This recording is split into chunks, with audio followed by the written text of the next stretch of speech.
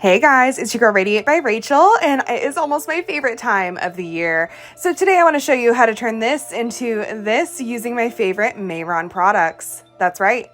We're getting wicked. Starting off, I'm using the Face Smoothie and Mehron ColorBlend sticks in the colors Green and Ogre Green. I'm using these just like you would cream contour, darker around the perimeter of the face, lighter in the center.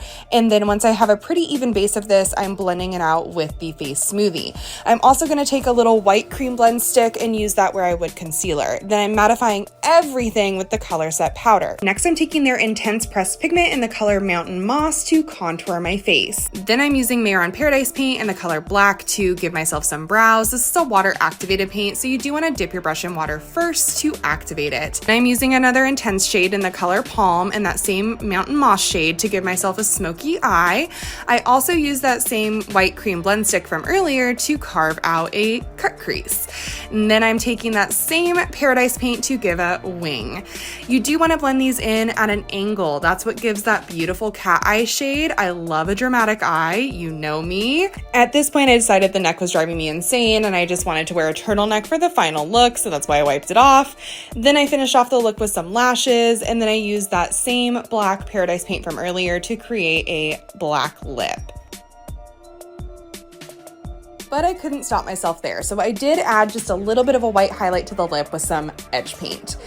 And that is the final glam look. But if you know me, we didn't just end at glam. So for those of you ghouls and gals who want a little extra this Halloween, you can leave this look here or you can add some 3D gel. I used the Mehron 3D gel and heated it up in the microwave for about 10 seconds. Then checked to see if it was still solid, and part of it was, so I put it back in for about 6 seconds and then the whole thing was liquid. Once it cooled down, I tested it on my hand, and then once I figured out that a spatula worked best to do the drips, I dripped them precisely where I wanted them, let them dry, and shaded underneath them with a little shadow. And that, my friends, is the final look. What do you think?